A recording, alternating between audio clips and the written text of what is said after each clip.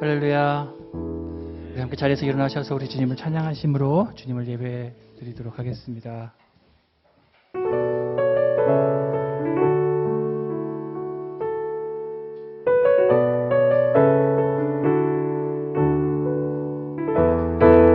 이곳에 오셔서 이곳에 앉으소서.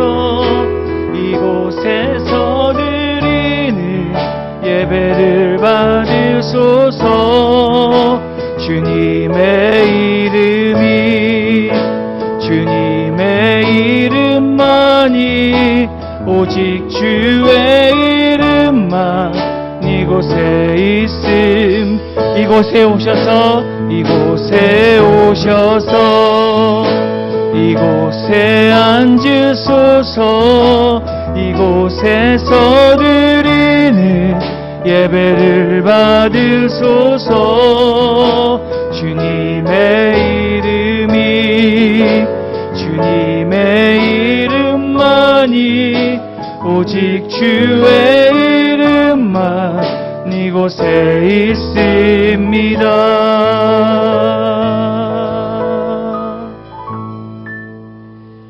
아버지께 참되게 예배하는 자들은 영과 진리로 예배할 때가 오나니 곧 이때라. 아버지께서는 자기에게 이렇게 예배하는 자들을 찾으시느니라. 하나님은 영이시니 예배하는 자가 영과 진리로 예배할지니라. 아멘. 사랑하는 성도 여러분, 하나님께서는 겸손하게 뉘우치며 회개하는 마음을 기뻐 받으십니다. 이 시간 우리의 죄악을 주께 자복하고 상한 마음과 통회하는 심령으로 각자 입을 열어 주님의 긍휼과 은혜를 간절히 구하는 기도를 드리겠습니다. 다 같이 기도하시겠습니다.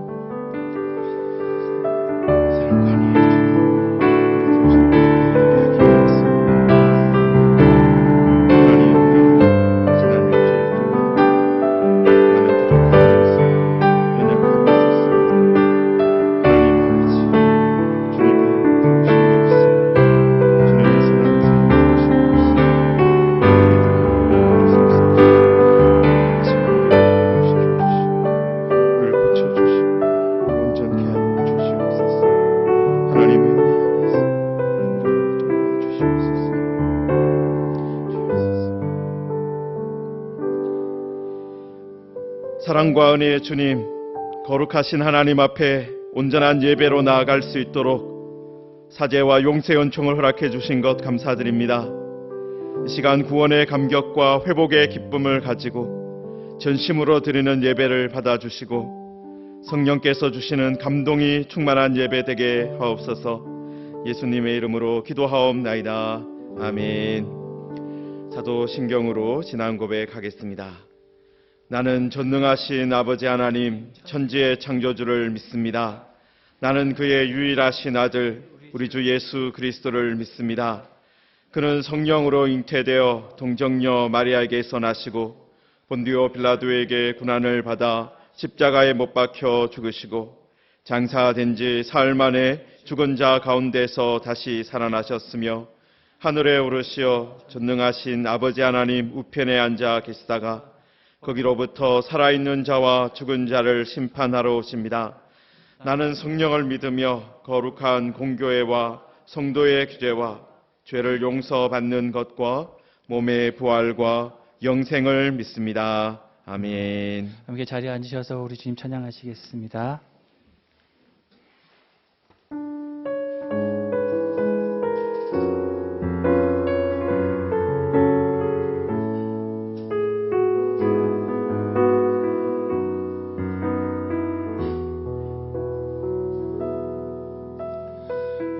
세상을 살아가는 나네 나의 힘을 의지할 수 없으니 기도하고 낙심하지 말 것은 주께서 참 소망이 되심이라. 이 세상을 살아가는 동안에 이 세상을 살아가는 동안에 나의 힘을 의지할 수 없으니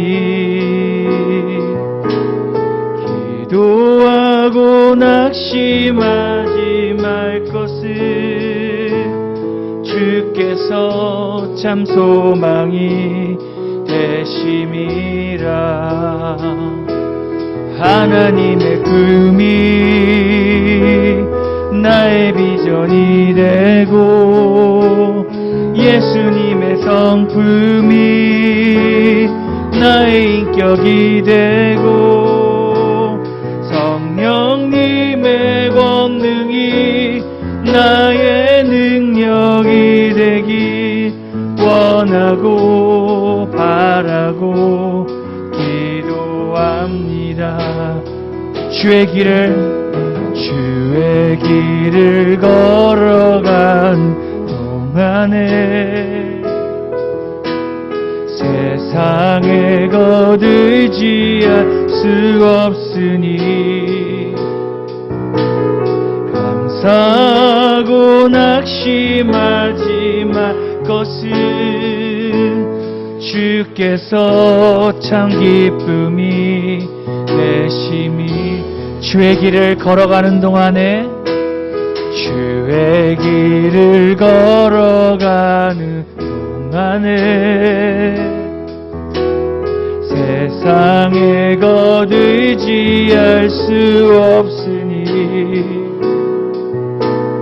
감사하고 낙심하지 말 것을 주께서 참 기쁨이 되심이라. 하나님의 꿈이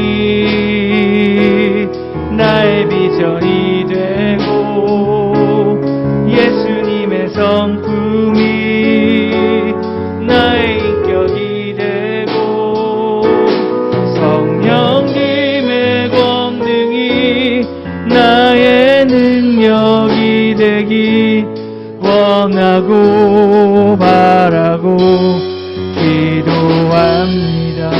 이 세상을 살아가는 안에 나의 힘을 의지할 수 없으니 기도하고 낙심하지 말 것을 주께서 참 소망이 되심이. 주의 길을 걸어가는 동안에 주의 길을 걸어가는 동안에 세상에 거들지할 수 없으니 감사하고 낙심하지 것을 주께서 참 기쁨이 되심이라. 아멘. 하나님의 꿈이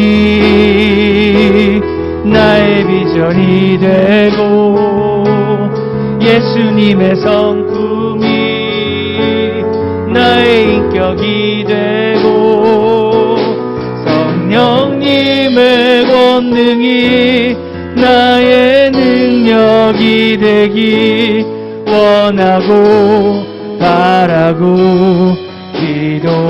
하나님의 꿈이 나의 비전이 되고 예수님의 성품이 나의 인격이 되고 성령님의 권능이 나의 능력이 되기 원하고 바라고 기도. 하나님의 꿈이 나의 비전이 되고 예수님의 성품이 나의 인격이 되고 성령님의 권능이 나의 능력이 되기 원하고 하라고 기도합니다. 주 선한 능력으로 안으시네. 그 크신 팔로 날 붙드시네. 절망 속에도 흔들리지 않고 사랑하는 주 얼굴 구하리. 주 선한 능력으로, 주 선한 능력을 안으시네. 그 크신 팔로 날 붙드시네. 절망 속에도 흔들리지 않고 사랑하는 주 얼굴 구하리. 선한 능력으로 일어서리. 주만을 지하리. 믿음으로 우리 고대 안에 주 오실 그날 영광의 새날을 맞이하리. 이전의 괴로움 날 애워싸고 고난의 길을 걷는다 해도 주님께 모두 맡긴 우리 영혼 끝내 승리의 날을 맞으리. 선한 능력으로 일어서리. 주만을 지하리. 믿음으로 우리 고대 안에 주 오실 그날 영광의 새날을 맞이하. 선한 능력으로 일어서리. 선한 능력으로 일어서리. 주만을 지하리. 믿음으로 우리 고대 안에 주 오실 그날 영광의 새날을 맞이. 우리 목소리 높여서 주님이 마신 고난의 쓴 자들 우리도 감사하며 받으리. 주님의 남은 고난 채워가며 예수와 복음 위에 살리라. 선한 능력으로 일어서리. 주만을 지하리. 믿음으로 우리 고대 안에 주 오실 그날 영광의 새날을 맞이하. 선한 능력으로 일어서리. 주만을 지하리.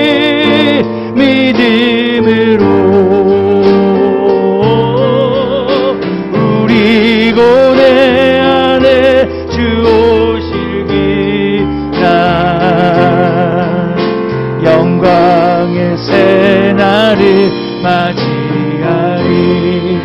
선한 능력으로 일어서리. 주만 의지하리. 믿음으로 우리 고대 안에 주 오실 그날 영광의 새날을 맞이하리. 이 몸의 소망 무언가 우리 주 예수 뿐일세. 우리 주 예수밖에는 믿음이야. 주 이 몸의 소망, 이 몸의 소망 무언가 우리 주 예수 뿐일세. 우리 주 예수 밖에는 믿음이야. 주 없도다. 주 나의 반석이시니 그 위에 내가 서리라. 그 위에 내가 서리. 무섭게 바라무는 바 물결이 높이 설렐 때 우리 주 크신 은혜의 소망에 닿칠 주리라. 이 신이 그 위에 내가 서리라. 위에 내가 서리. 세상에 믿던 모든 것 끊어질 그날 되어도 구주의 언약 미사와 내 소망도 바라던 천국 올라가 하나님 앞에 배울 때 구주의 일이 힘입어 어여시 바로. 아멘. 주 나의 반석이시니 그 위에 내가 서리라. 그 위에 내가 서리. 주 나의 반석이시니 그 위에 내가 서리라. 그 위에 내가 주 나의 반석, 주 나의 반석이시니 그 위에 내가 서리라. 그 위에 내가 서리. 주 나의 반석, 주 나의 반석이시니 그 위에 내가 서리라. 그 위에 내가 서리라.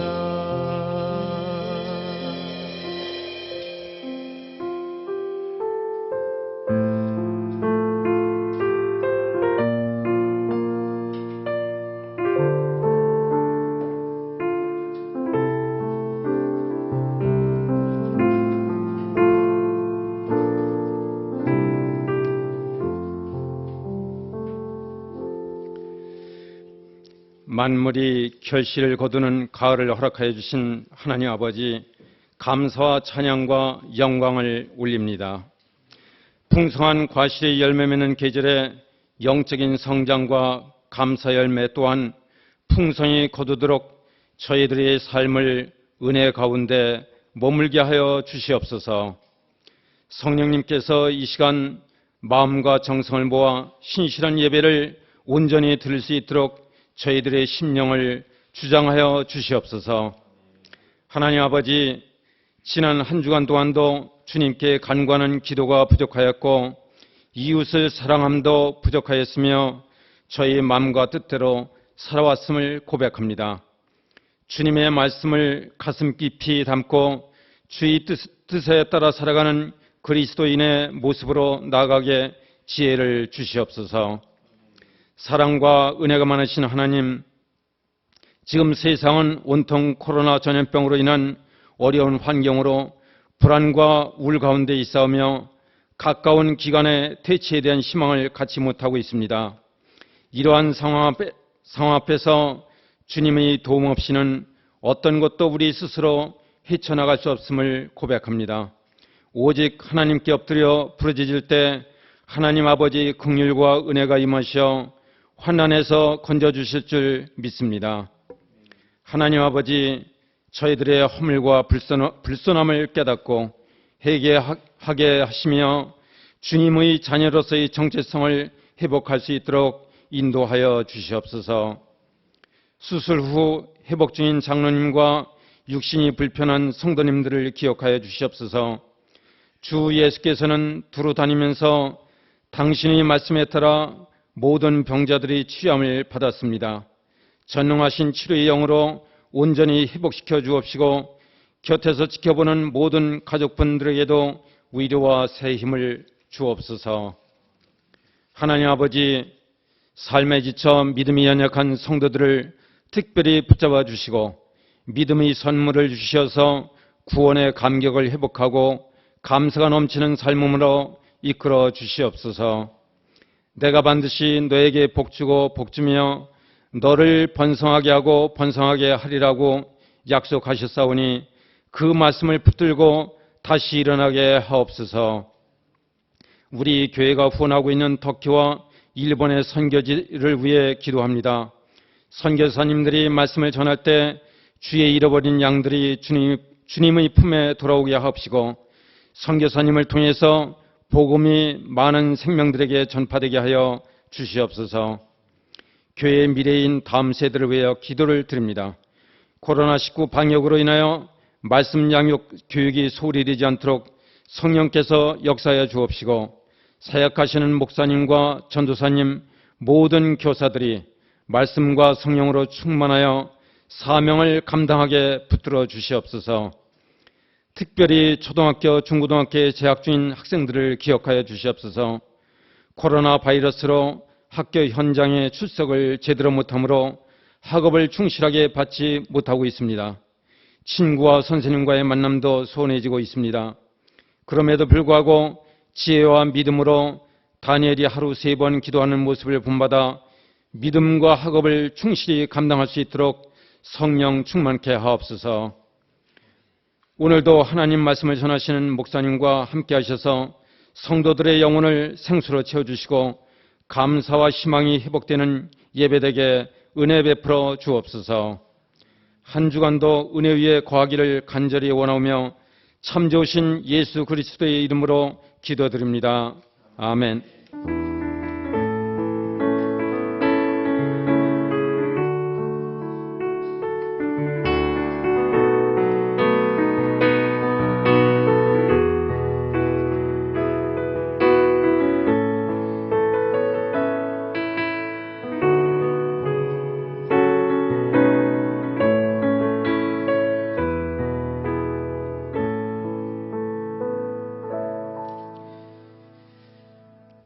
오늘 우리에게 주시는 하나님의 말씀은 사무엘상 4장 1절에서 4절 말씀까지입니다. 구약성경 413페이지 또 414페이지 정도에 있습니다. 사무엘상 4장 1절에서 4절 말씀 제가 봉독하겠습니다. 사무엘의 말이 온 이스라엘에 전파되니라. 이스라엘은 나가서 블레셋 사람들과 싸우려고 에베네셀 곁에 진치고 블레셋 사람들은 아벡에 진쳤더니 블레셋 사람들이 이스라엘에 대하여 전열을 벌이니라. 그 둘이 싸우다가 이스라엘이 블레셋 사람들 앞에서 패하여 그들에게 전쟁에서 죽임을 당한 군사가 4,000명 가량이라. 백성이 진영으로 돌아오매 이스라엘 장로들이 이르되 여호와께서 어찌하여 우리에게 오늘 블레셋 사람들 앞에 패하게 하셨는고 여호와의 언약궤를 실로에서 우리에게로 가져다가 우리 중에 있게 하여 그것으로 우리를 우리 원수들의 손에서 구원하게 하자 하니 이에 백성이 실로에 사람을 보내어 그룹 사이에 계신 만군의 여호와의 언약궤를 거기서 가져왔고 엘리의 두 아들 홈니와 비느하스는 하나님의 언약궤와 함께 거기에 있었더라. 아멘.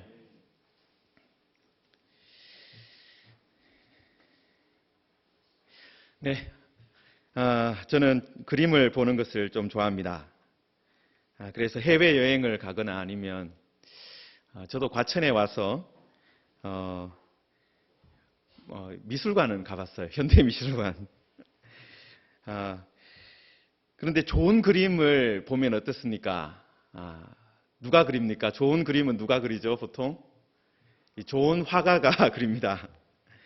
그런데 좋은 화가는 어떤 사람일까요? 제가 보기에는 저도 뭐 대단하게 그림을 잘 보는 것은 아니지만 좋은 시각을 가지고 있는 사람인 것 같아요. 사실 그 화폭이라는 그 캔버스 위에 모든 것을 다 담을 수는 없지 않습니까? 자기가 보고 어떤 한 부분을 잘 담을 수 있는 그런 시선을, 좋은 시선을 가지고 있으면 좋은 화가가 되는 것 같습니다. 그런데 또 좋은 그림에는 또 한 가지 뭐가 있느냐 하면요, 이 디테일이 살아 있습니다. 그러니까 좋은 그림은 멀리서 감상해도 좋지만은 가까이 가서 보면 이 화가의 이 붓의 터치라든지 아니면 그 사람이 어떻게 색깔을 사용했는지 그런 것을 보면 참 어떤 기쁨을 주는 경우가 많이 있습니다. 여러분, 우리가 읽고 있는 성경도 어떻습니까? 이 좋은 책이죠. 좋은 이야기로, 멋진 이야기로 가득 차 있습니다. 스케일을 크게 보아도 좋고 이 가까이 가서 한 구절 한 구절 뜯어보아도 좋다라는 것입니다. 하나님의 큰 그림을 보는 것도 좋지만은 또 그 안에 들어가서 그 안에서 어떤 사람이 어떤 말을 하고 또 어떤 행동을 하는가, 그런 것들을 하나하나 뜯어보는 것도 참 즐겁다라는 것입니다. 오늘 우리들이 읽은 이 사무엘상 4장부터는 이제 새로운 사건이 이제 시작이 됩니다. 우리가 읽은 4장 1절, 사실은 이 3장과 연결되어 있는 말씀이지 않습니까? 3장의 마지막에 사무엘의 말이 어떻게 되었는가, 그 말씀과 연결되어 있는데, 사실 이 4장 1절 앞부분의 말씀은 3장에 붙여놓고 이 4장 1절의 중간부터 사실은 새로운 사건이 시작되잖아요. 그래서 이 장절 구별이 뭔가 좀 이상하다, 이렇게 생각됩니다. 물론 이 장절 구별이라는 거 성경이 처음 쓰일 때는 없었어요. 후대의 사람들이 붙인 것이라서 이 때로는 조금 흐름이 끊어질 때가 있습니다. 그런데 어떻게 보면 말씀을 전하는 저의 입장에서는 이 복습하기는 참 좋은 것 같아요. 이 3장의 내용을 잠깐 복습하고 지나가겠습니다. 여러분, 그 사무엘의 말이 온 이스라엘에게 전파되니라라고 되어 있는데, 여러분 히브리어 성경을 직역하면 이렇게 되어 있습니다. 그리고 있었다 사무엘의 말이 모든 이스라엘을 향한, 여러분 어떤 의미입니까? 사무엘이 모든 이스라엘을 향해서 이제 말씀을 전파하기 시작했다라는 거예요. 여러분 3장 마지막에 복습을 하면 하나님께서 누구와 함께 계셨습니까? 사무엘과 함께 계셨고, 그래서 그의 말이 이제 하나도 땅에 떨어지지 않게 되었다. 그가 하는 말이 다 이루어지는 그런 일이 일어났다라는 것입니다. 그리고 그것을 통해서 하나님께서 나타나셨다. 사무엘은 이제 어떤 사람이 된 것입니까? 하나님의 나타나심을 보여주는 사람이 되었어요. 3장 마지막에서는 이 사무엘이 엘리 제사장 집안을 향해서 말씀을 했었습니다. 그런데 시간이 지나니까 어떻게 된 거예요? 모든 이스라엘을 향해서 하나님의 말씀을 전하는 사람이 되었습니다. 이것을 통해서 알 수 있는 것이 무엇입니까? 이제 하나님께서 이스라엘 백성에게 말을 걸고 계신다라는 거예요. 모든 이스라엘에게 하나님께서 말을 하기 시작하셨다라는 거예요. 여러분, 하나님께서 말을 걸어 오신다라는 것이 얼마나 놀라운 일인지 모릅니다. 여러분, 지금은 저도 이제 여행을 가거나 하면 보통 가족들과 같이 가기 때문에 뭐 기차나 비행기를 기차를 탈 일 별로 없고 버스를 탈 일도 별로 없어요. 그런데 이 기차나 버스를 타거나 아니면 비행기를 타면 누가 있습니까? 옆자리에 누군가 이제 앉게 되잖아요. 뭐 가족들과 같이 가면 가족이 앉겠지만 혼자 가게 되면 누가 앉게 됩니까? 모르는 사람이 앉게 되지 않습니까? 여러분, 모르는 사람이 그냥 그 길을 가는 동안에 한마디도 말하지 않으면 아무 일도 일어나지 않지만, 내가 말을 걸거나 아니면 상대방이 말을 걸어오면 어떻게 됩니까? 이제 이야기가 시작되고 새로운 사람을 알게 되고 새로운 세계를 알게 되는 경우가 있습니다. 저도 대학생 시절 때 잠깐 이 영국으로 어학연수를 간 적이 있었어요. 그랬다가 그 학원에서 공부를 하다가 뭐 파티가 있었는데 제가 동양인이니까 다른 반에 있던 어떤 동양인 한 명이 저한테 와서 말을 걸었습니다. 그 사람이 베트남 출신이었어요.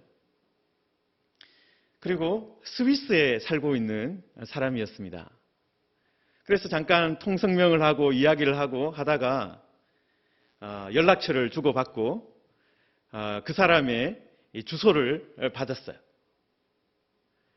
그리고 나서 이제 뭐 인사를 하고 이제 그게 종강 파티였기 때문에 끝이 났고요.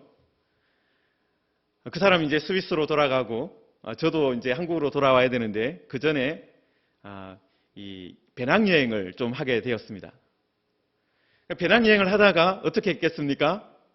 스위스로 지나가면서 그 친구한테 연락을 했죠. 그래서 그 집에 가서 함께 식사를 하게 되는데 그분의 아버지를 또 만나게 된 거죠. 그런데 그 사람이 어떤 분이었냐면, 여러분, 베트남에서 그 베트남이 그 패망하면서 이 보트필트로 베트남을 탈출한 사람이었어요. 그러니까 그 같이 식사를 하면서 베트남에서 어떤 일이 있었고 어떤 고생을 해서 자신이 스위스에 정착을 했고 그래서 자기 아들을 어떻게 키우고 있다, 이런 이야기를 듣게 됐어요. 그러니까 한번 말을 걸었는데 어떤 세상이 열린 거예요? 전혀 몰랐던 새로운 세상을 알게 되고 새로운 사람을 알게 되고 새로운 이야기를 알게 된 것입니다. 여러분, 이스라엘 백성들도 지금 어떤 상태였습니까? 사사시대를 지나면서 또 엘리 제사장의 시대를 보내면서 어떤 상황 가운데 있었습니까?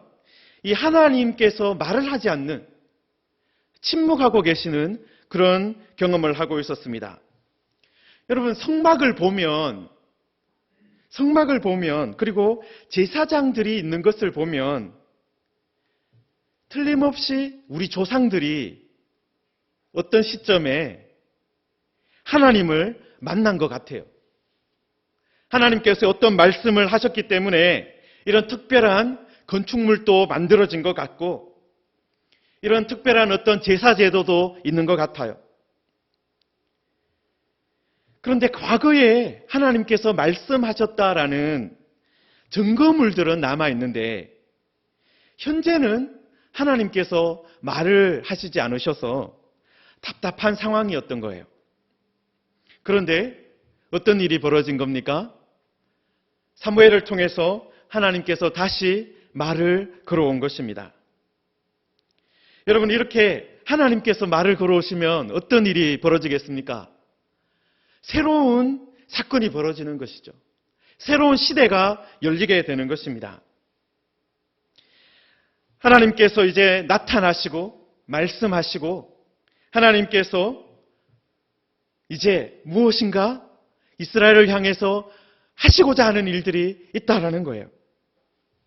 자, 그러면 우리들은 어떤 것을 기대합니까? 이제는 뭔가 좋은 일들이 일어날 것 같다.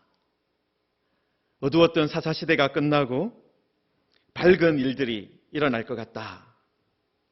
그렇게 기대할 것입니다.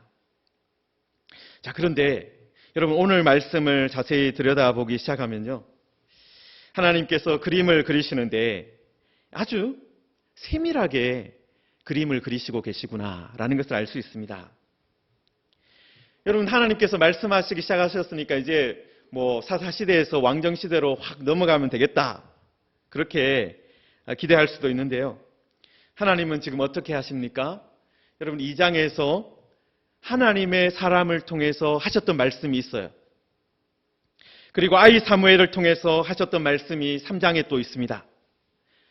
그것을 하나도 잊지 않고 다 이루어 가시는 하나님을 만나게 됩니다. 그런데 그 일들을 또 어떻게 하시는 거예요? 이스라엘과 블레셋 사이의 전쟁을 통해서 하고 계시다라는 거예요. 여러분, 오늘 말씀을 보시면은요, 이스라엘은 나가서 블레셋 사람들과 싸우려고 했다라고 새로운 이야기가 이제 본격적으로 시작을 합니다. 여러분, 지금까지는 이 사무엘상이 어떤 배경으로 이야기가 진행되고 있었습니까? 이 실로라는 하나님의 성막이 있는 그곳에서 일어난 일들을 말씀하고 있었어요.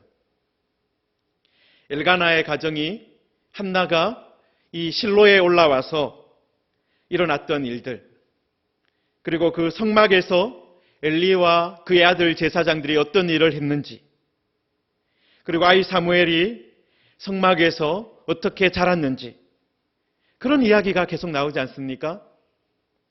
그러니까 전체 이스라엘에서 보면 아주 작은 지역에서, 실로라는 아주 작은 하나의 지역에서 났던 이야기를 계속 해오고 있었던 거예요. 그리고 사람들도 어떻습니까?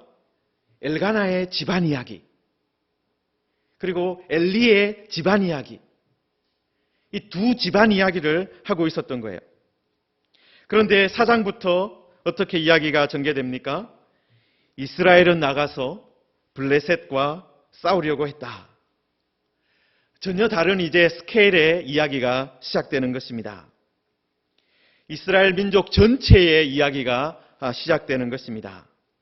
어떻게 보면 전혀 다른 이야기가 진행되는 것 같습니다. 그런데 그 속에서 하나님께서 지금 어떻게 하고 계시는 거예요? 2장에서 하나님의 사람을 통해서 하셨던 말씀, 3장에서 아이 사무엘에게 하셨던 말씀, 그 말씀을 이 큰 이야기 속에서, 큰 전쟁 속에서, 나라와 나라들 사이에서 있었던 그 사건들 속에서 그 말씀을 이루어가고 계시다라는 거예요. 하나님께서 말씀을 잊어버린 것이 아니라 큰 사건 안에서 계속해서 이전에 하셨던 말씀을 이루어가고, 세심하게 이루어가고 계셨다라는 것입니다. 여러분, 사사시대 때 이 마지막 사사가 누구입니까? 삼손이죠. 여러분, 그 삼손이 상대했던 사람들이 누굽니까? 바로 블레셋 사람들입니다. 다시 말해서 이 사사시대 말기가 되면서 이 블레셋 사람들이 세력을 키우면서 이스라엘 백성들이 사는 지역을 이제 침범해 오기 시작했다라는 거예요. 블레셋은 이 지중해 바닷가 가까이에 살고 있었습니다. 반면에 이스라엘은 이 가나안에 있는 중앙 산지 쪽에 거주하고 있었습니다. 우리가 잘 알고 있듯이 이스라엘도 어떻게 가나안에 정착하게 되었습니까? 애굽에 살다가 거기서 탈출해서 광야 40년을 거쳐서 이제 가나안에 들어온 거 아닙니까? 그런데 그것과 비슷한 시기에 이 에게해에 살고 있는 지중해 쪽에 그리스하고 터키 지역 쪽에 살고 있던 일군의 사람들이 이 바다를 건너왔어요. 지중해 바다를 건너서 이 가나안 해안 지역에 거주하기 시작했다라는 것입니다. 여러분, 이렇게 이스라엘 백성들도 애굽에서 떠나서 가나안에 들어왔어요. 이 블레셋 사람들도 바다를 건너서 가나안 땅에 들어왔습니다. 고향을 어떻게 보면 몇백 년 동안 살았던 고향 땅을 버리고 온 거잖아요. 돌아갈 곳이 없는 사람들인 거예요. 여러분, 그러니까 얼마나 이 서로 전쟁을 하면 치열하게 싸우겠습니까? 우리가 돌아갈 곳이 없다. 그러면 어쨌든 이겨야 되잖아요. 여러분, 그래서 지금 이스라엘은 이 나가서 에베네셀이라는 곳에 진을 치고 이 블레셋 사람들은 아벡에 진을 쳤습니다. 제가 그림을 하나 보여드리겠습니다. 그 어디쯤이냐 보여드리겠습니다. 여러분, 이 지중해 바다가 있고요. 여기 사해가 있지 않습니까? 사해 바로 위가 여리고가 있고 중앙산지로 가면은 예루살렘이 있어요. 그럼 예루살렘에서 조금만 올라가면 뭐가 있습니까? 실로라는 지금 이 성막이 있는 그 장소가 있는 거예요. 그런데 이 아스돗이라고 그려져 있는 저기가 그 해변 쪽이 누가 사는 곳이에요? 블레셋 사람들이 바다를 건너와서 정착하기 시작한 곳입니다. 여러분, 이제 이 블레셋 사람들이 살고 있는 이 아스돗 지역이 우리가 이름은 한 번씩 들어보셨을 이 사론 평야지대예요. 자, 그런데 이 블레셋 사람들이 어디로 올라와서 진을 친 거예요? 아벡에 올라와서 진을 쳤다라는 것입니다. 여러분, 보시면 알 수 있듯이 아벡이 어떤 곳이에요? 지금 거기서 어디로 올라갈 수 있는 길목입니까? 실로로 올라갈 수 있는 길목에 블레셋 사람들이 진을 친 것입니다. 여러분, 저 골짜기를 따라서 올라가면 바로 중앙산지로 연결되고 실로로 진격할 수 있는 것이죠. 여러분, 실로는 어떤 곳입니까? 성막이 있는 이스라엘의 종교적인, 사회적인, 문화적인 중심지라고 할 수 있지 않겠습니까? 그러므로 이스라엘 입장에서는 어떻습니까? 저 아벡에서 올라오려고 하는 저 블레셋 사람들을 반드시 막아야 하는 그런 아주 요충지였다라는 것입니다. 바로 그곳에서 이제 전쟁이 벌어진 것입니다. 여러분, 2절에 보시면은 이제 첫 번째 전투에 대한 이야기가 나오는데요. 블레셋 사람들이 이스라엘에 대하여 전열을 벌이니라. 그 둘이 싸우다가 이스라엘이 블레셋 사람들 앞에서 패하여 그들에게 전쟁에서 죽임을 당한 군사가 4,000명 가량이라 라고 있습니다. 여러분, 이스라엘 백성들이 아주 큰 패배를 당한 것입니다. 이 4,000명이라는 숫자가 뭐 작아 보일 수도 있지만은 아주 큰 숫자입니다. 상상하기도 싫은 그런 패배를 첫 번째 전투에서 당한 것입니다. 블레셋이 아벡을 완전히 장악하면 이스라엘은 큰 중요한 요충지를 잃게 되고 블레셋은 중앙산지로 올라갈 수 있는 길목을 잡는 것입니다. 여기서 막지 못하면 정말 큰 일이 벌어질 수 있는 거예요. 그래서 이스라엘은 뭐든지 어떻게든 해봐야 되는 그런 시점이 된 것입니다. 칼이 없으면 이 부직갱이라도 들고 나가야 하는 그런 상황이 된 것입니다. 그래서 이스라엘 백성들이 전쟁에서 패하고 진영으로 돌아왔을 때 어떻게 했습니까? 어떤 의논이 오고 가기 시작했습니까? 3절에 보시면 이스라엘의 장로들이 이르되 여호와께서 어찌하여 우리에게 오늘 블레셋 사람들 앞에서 패하게 하셨는고? 전쟁에 패했던 원인을 분석하기 시작했습니다. 이스라엘의 장로들이 모여서 회의를 하기 시작했습니다. 이스라엘의 각 지파에서 또 그 어떤 지역에서 책임을 맡고 있는 사람들이 회의를 하기 시작한 것이죠. 이 사람들은 삶의 경험도 많고 지혜도 많은 사람들이었을 것입니다. 그런데 이 사람들이 회의를 하면서 어떤 결론을 냈습니까? 여호와의 언약궤를 실로에서 우리에게로 가져다가 우리 중에 있게 하여 그것으로 우리를 우리 원수들의 손에서 구원하게 하자. 이것이 이 장로회의의 결론이었습니다. 여러분, 하나님의 언약궤를 가지고 오자라고 그런 생각을 한 것을 보면 이 사람들이요, 이스라엘 장로들이 이스라엘 역사에 대해서 또 하나님의 말씀에 대해서 문외화는 아니었다라는 것을 알 수 있습니다. 하나님의 말씀도 알고 이스라엘 역사도 아는 사람들이었다라는 거예요. 여러분, 민수기 10장 35절 보시면은요, 이런 기도문이 있습니다. 궤가 떠날 때에는 모세가 말하되 여호와여 일어나사 주의 대적들을 흩으시고 주를 미워하는 자가 주 앞에서 도망하게 하소서 하였고, 궤가 쉴 때에는 말하되 여호와여 이스라엘 종족들에게로 돌아오소서 하였더라. 이 광야에서 길을 갈 때 궤를 가지고 떠나면서 출발하면서는 어떻게 기도했다는 거예요?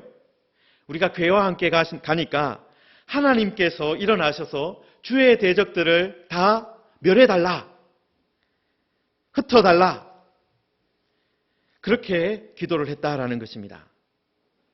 그러니까 여호와의 궤와 함께 가면 어떤 일이 벌어진다는 거예요? 주의 대적들이 다 피하여 도망간다, 흩어진다, 전쟁에서 승리할 수 있다, 그런 것이죠.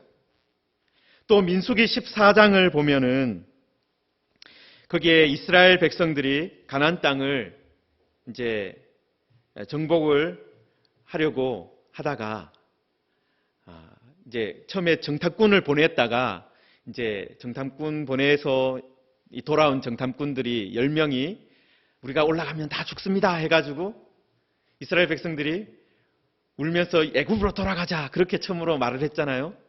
그런데 그 다음에 이제 하나님께서 야, 이제 광야 40년 가야 된다 그러니까 또 이스라엘 백성들이 어떻게 했습니까? 올라가서 싸우겠습니다 이제. 청개구리처럼 그렇게 했어요.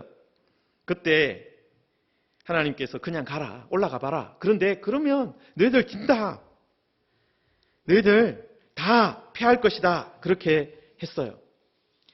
그때 이 민수기 14장에서 모세가 어떤 말을 했느냐 하면은, 야, 너희들 올라가면 지금은 하나님께서 함께 계시지 않아. 하나님께서 너희와 함께 계시지 않을 거니까 올라가지 마라. 그런데 그 민수기 14장 44절에 이렇게 되어 있습니다. 그들이 그래도 산 꼭대기로 올라갔고 여호와의 언약궤와 모세는 진영을 떠나지 아니하였더라. 이스라엘 백성들이 전쟁하러 올라갔는데 뭐는 가지 않은 거예요? 여호와의 언약궤는 가지 않은 것입니다. 그러니까 그때 어떻게 되었습니까? 언약궤 없이 전쟁하러 올라갔던 이스라엘은 큰 패배를 당하고 다시 광야로 쫓겨왔습니다.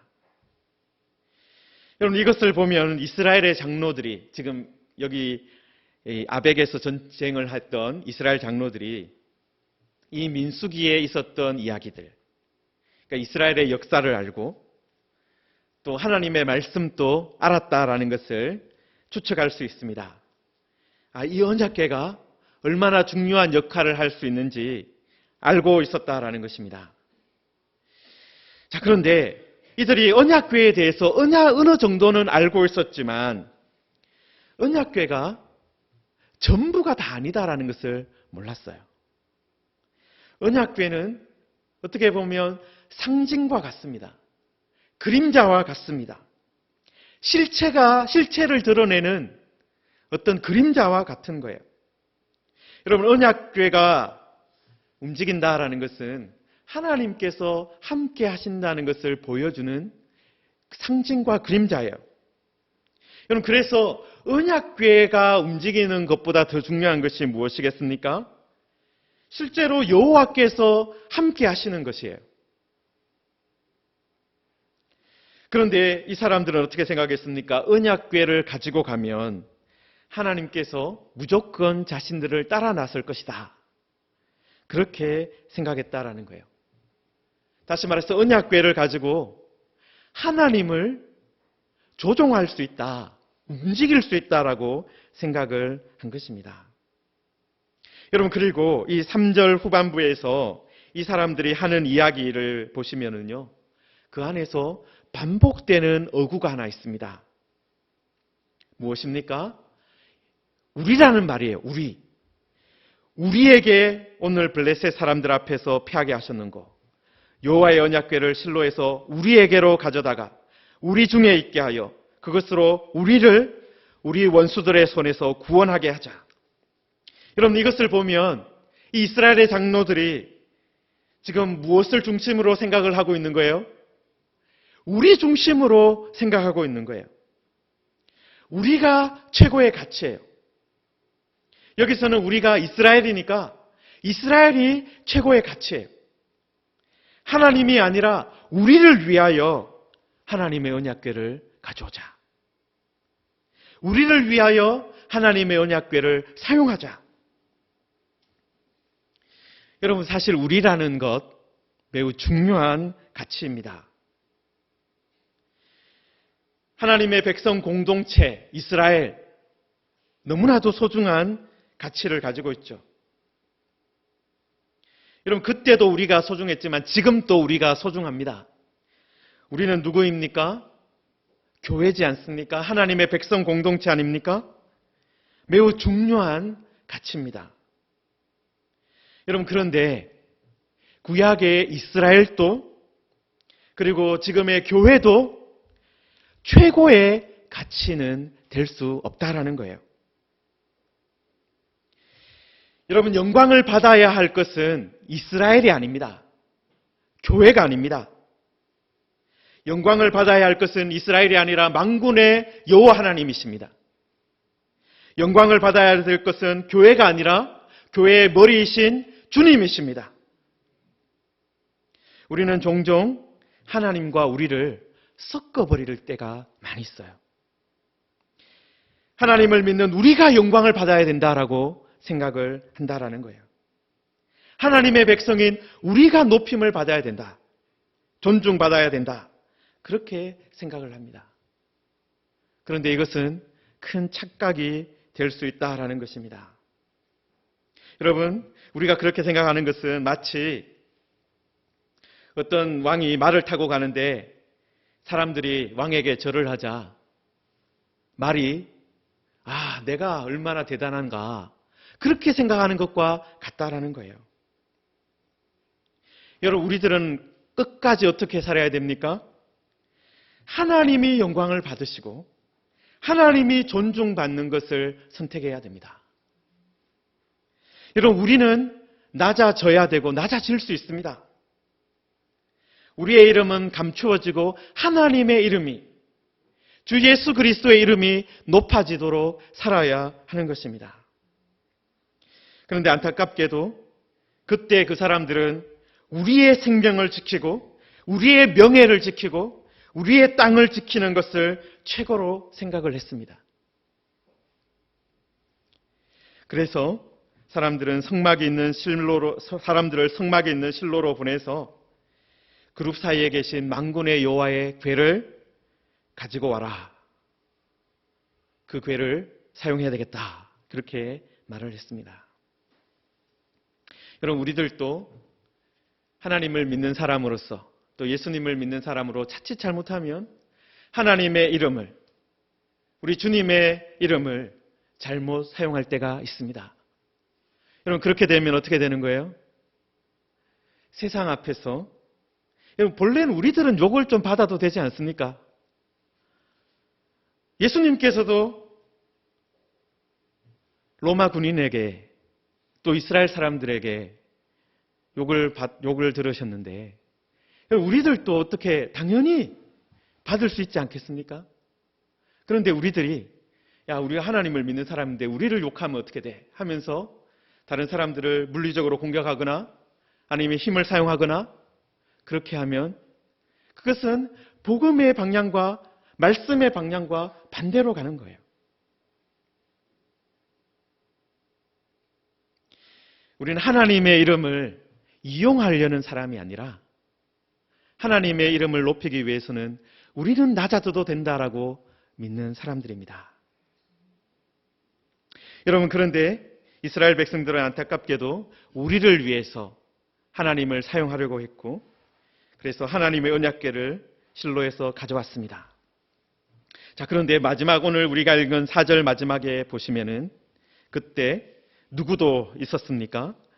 엘리의 두 아들 홈니와 비느하스가 하나님의 언약궤와 함께 거기에 있었다라고 성경은 말씀하고 있습니다. 여기서 우리는 무엇인가 문제가 생기겠구나라는 것을 직감하게 됩니다. 여러분, 홈니와 비느하스가 어떤 사람입니까? 제사장이지만 하나님을 모르는 사람이에요.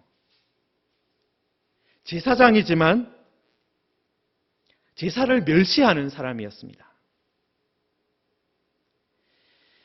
하나님의 사람에게 또 아이 사무엘에게 거듭해서 심판이 일어날 것이다. 그 말을 들었던 사람입니다.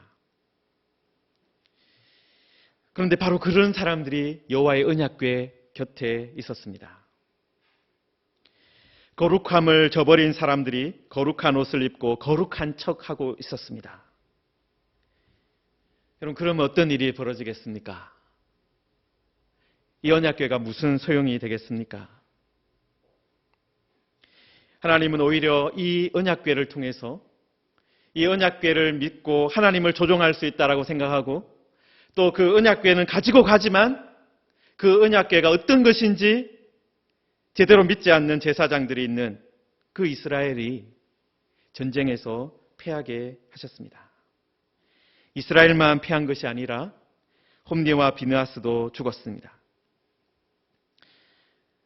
나중에 우리가 그 다음에 계속해서 살펴보겠지만, 그러나 이 전쟁은 하나님의 패배는 아니었습니다. 하나님께서 뭘 하고 계시는 거예요? 계속해서 하나님의 말씀을 이루어가고 계시는 중이었어요.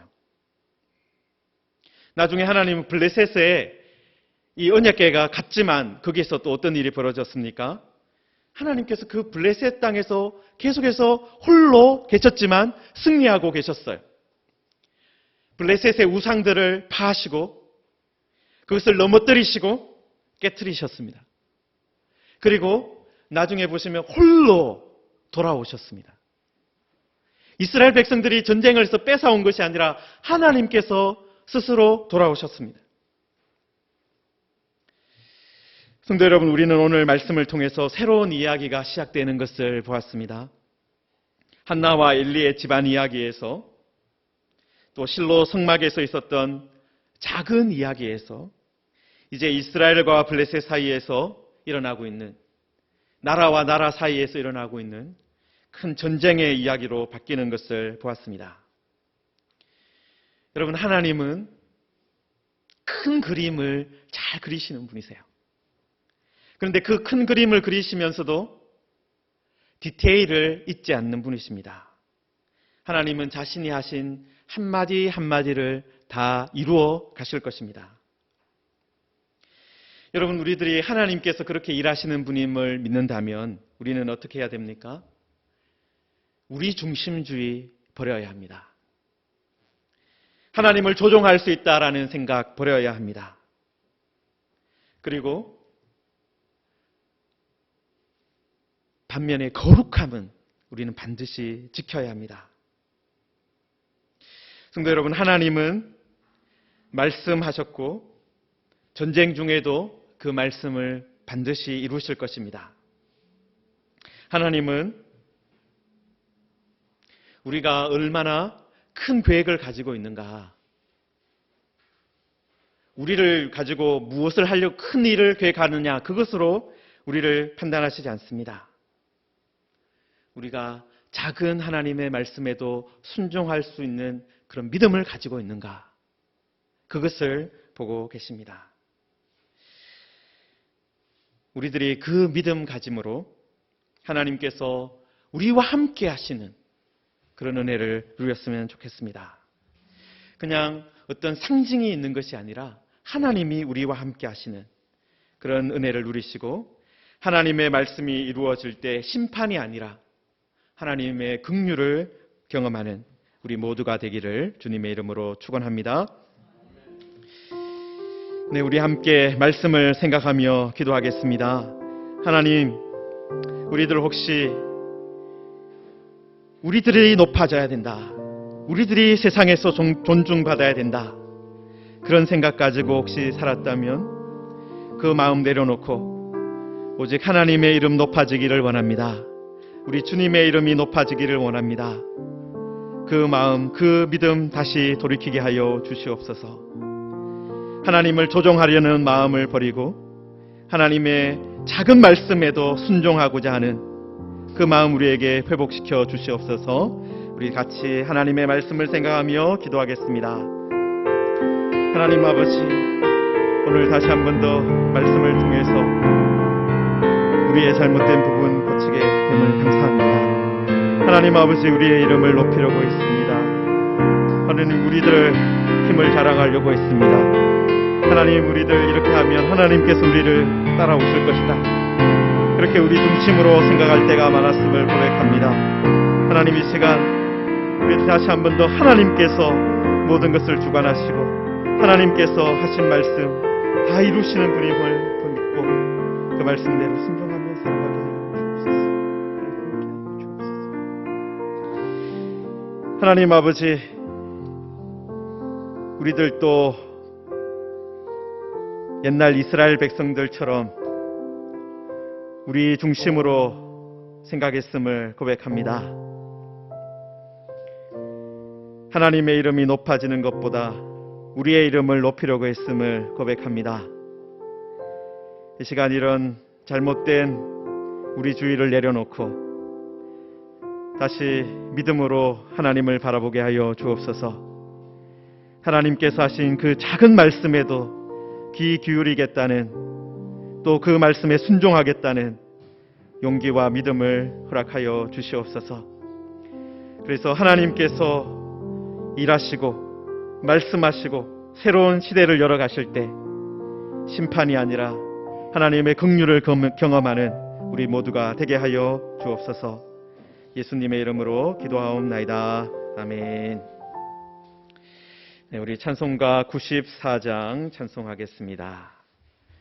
94장 찬송하겠습니다.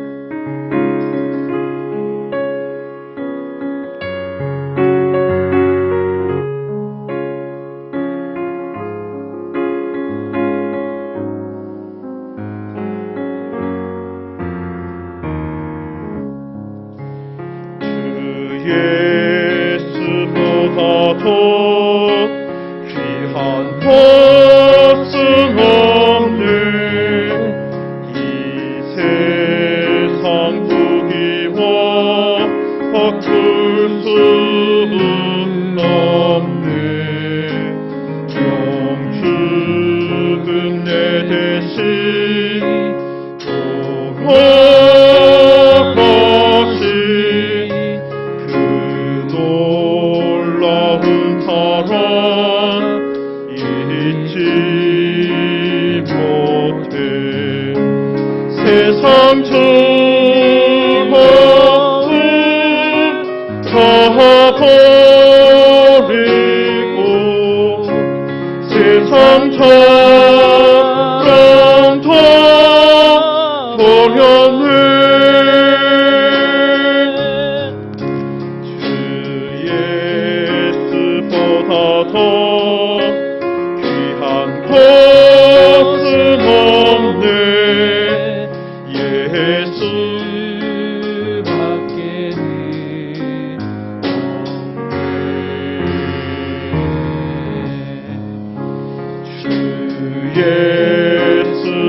예수보다도 귀한 것은 없네. 이 세상 명예와 바꿀 수 없네. 이전에 즐기던 세상 일도 주 사랑하는 나 뱉지 못해. 세상 즐거움 다 버리고 세상처럼 다 버렸네. 주 예수보다도 귀한 것은 없네. 예수 밖에는 없네. 주 예수보다도 귀한 것은 없네. 이 세상 행복과 바꿀 수 없네. 유혹과 핍박이 몰려와도 주 섬기는 내 맘 변치 않아. 세상 즐거움 다 버리고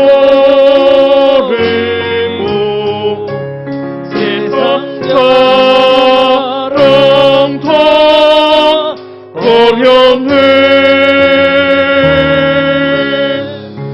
주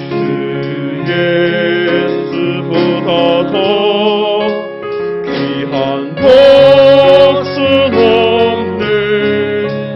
예수 밖에는 없네.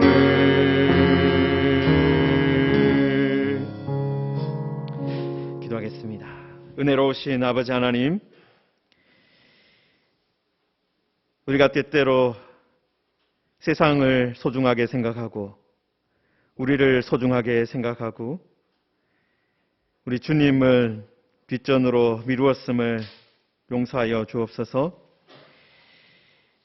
우리들 다시 한 번 더 하나님 앞에 마음을 가다듬고 하나님을 예배하고 찬양하고 기도하고 말씀을 듣고 또 말씀을 순종하기를 원하오니 우리의 삶과 우리의 모든 것을 변화시켜 주시옵소서. 하나님, 우리가 일주일 동안 살아가는 삶의 현장을 지켜주심을 감사합니다. 지난 한 주간 동안 또 우리와 함께 하심으로 우리가 여기까지 왔습니다. 하나님, 앞으로도 우리가 주님의 이름을 높일 때 주님께서 우리를 지키시고 동행하시는 것을 경험하게 하여 주옵소서. 하나님, 하나님께서 우리의 삶을 주관하여 주시는 것을 감사하며 삶의 열매를 하나님께 헌금으로 드렸습니다. 이 헌금을 기쁘게 받아주시고 하나님의 복음이 전파되는데 또 다음 세대를 하나님의 말씀으로 양육하는데 귀하게 사용되게 하여 주옵소서. 하나님 아버지, 우리들 또 오늘 또 1부와 2부로 나누어서 또 영상으로 온라인으로 예배를 나누어서 드리게 되었습니다. 하나님께서 은혜와 긍휼을 베풀어 주셔서 함께 같이 얼굴을 보며 예배할 수 있는 날이 하루빨리 오게 하여 주옵소서. 예수님의 이름으로 기도하옵나이다. 아멘. 네, 우리 2020년 무지개교회 말씀 함께 하겠습니다. 우리는 그리스도 안에서 그의 은혜의 풍성함을 따라 그의 피로 말미암아 속량 곧 죄사함을 받았느니라. 아멘. 네, 오늘 또 우리들 온라인과 또 1, 2부로 예배를 드립니다. 각자의 형편에 따라서 예배하는 우리 모든 성도님의 가정과 또 일터에 하나님의 은혜와 긍휼이 더 풍성하게 임하기를 소망합니다. 네, 지금 사회적 거리두기 2단계가 사실 오늘까지 일단 유지되고요. 아마 오늘 저녁에 오후쯤에 아마 새로운 거리두기가 발표될 것 같습니다. 앞으로 어떻게 될지는 모르지만은 기본적으로 이 2단계가 유지되는 동안에는 온라인과 1부, 2부로 나누어서 예배를 드립니다. 만약에 이제 사회적 거리두기 단계가 변화되고 또 새로운 지침이 내려오면 거기에 맞추어서 공지를 올려드리겠습니다. 잘 주의해서 보시고 또 그대로 해주시면 감사하겠습니다. 네, 그리고 이렇게 예배에 오시는 분들은 마스크 착용이라든지 손소독이라든지 또 예배 후에 환기하고 청소하는 것 같이 동참해 주시면 감사하겠습니다. 오늘부터 유초등부가 예배를 드렸습니다. 9시 30분에 유초등부가 모임을 가졌고요. 또 영유아부는 다음 주에 이제 예배를 드리려고 합니다. 그래서 우리 주일학교 전체가 다 이제 정상화될 수 있도록 기도해 주시면 감사하겠습니다. 네, 새벽 기도회나 또 수요 예배, 금요 기도회 지난주부터 계속되고 있습니다. 함께 오셔서 기도도 해주시고 또 예배에 동참해 주시면 감사하겠습니다. 그리고 선교 소식이 하나 있습니다. 우리 터키에서 사역하시는 김영건 전순옥 선교사님께서 요청하신 것인데요. 본래는 지금 이제 코로나19가 없으면 이 자원봉사자들이, 이 단기 사역자들이 이제 그 터키에 직접 가서 문화센터에서 이제 한글도 가르치고 한국어도 가르치고 또 한국어 이제 교육을 이렇게 직접 많이 했어요. 그런데 지금 코로나19 때문에 이 단기 사역자들이 오고 갈 수 없는 상황이 됐습니다. 그래서 지금 이제 3개월에서 6개월 정도 일주일에 1시간 정도 이 한국어 교육을 하고 또 이렇게 그 사람과 1대1로, 그러니까 여러 사람을 앞에 서고 하는 게 아니라 1대1로 한국어 교육을 거기서도 가르치지만 이제 말을 해야지 대화가 늘 거 아니에요. 한국어가 늘 거 아니에요. 그래서 그런 것을 해줄 온라인 사역자를 지금 모집하고 있습니다. 18세 이상이시면 하실 수가 있고요. 그러니까 이제 너무 어린 아이들은 책임감이 없이 그냥 하겠다 했다가 안 할 수 있으니까 그런 것 같아요. 10월 25일까지 내가 그래도 한번 이 일에 한번 도전해 보겠다 하시는 분이 있으면 지원을 해 주시면 되겠습니다. 물론 지원을 한다고 해서 다 되는 건 아니에요. 또 이제 거기에서 이 터키에서 이렇게 지원을 누가 했다 하면 보고 이게 좀 이제 어떤 분인지 또 보고 이렇게 결정하겠죠. 일단은 하시고 싶은 분들은 교육자실로 연락을 해주시면 감사하겠습니다. 그리고 이번 주간에 방수공사 예정되어 있습니다. 좋은 일기 주셔서 잘 진행될 수 있도록 기도해 주시면 감사하겠습니다. 네, 다른 광고는 주보를 참고하시고 우리 다 같이 자리에서 일어나셔서 주기도 찬양하고 축도로 예배를 마치겠습니다.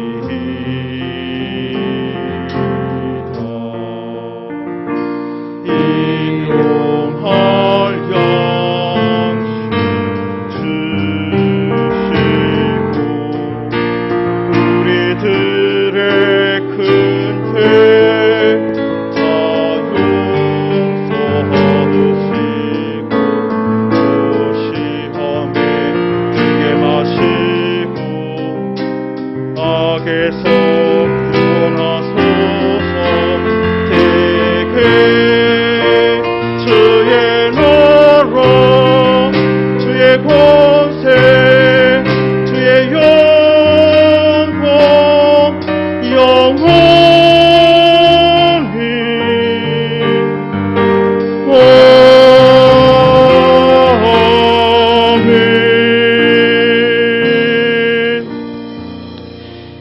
지금은 우리 주 예수 그리스도의 은혜와 하나님 아버지의 놀라우신 사랑과 성령께서 함께 하시며 교통하시는 복이 오직 하나님의 영광을 위하여 또 우리 주 예수님의 영광을 위하여 살아가며 또 복음대로 하나님의 작은 말씀에도 순종하며 살아가기를 원하는 모든 무지개 교회 성도들 위해 또 복음이 전해지는 모든 현장 위에 이제로부터 영원토록 함께 있을지어다. 아멘.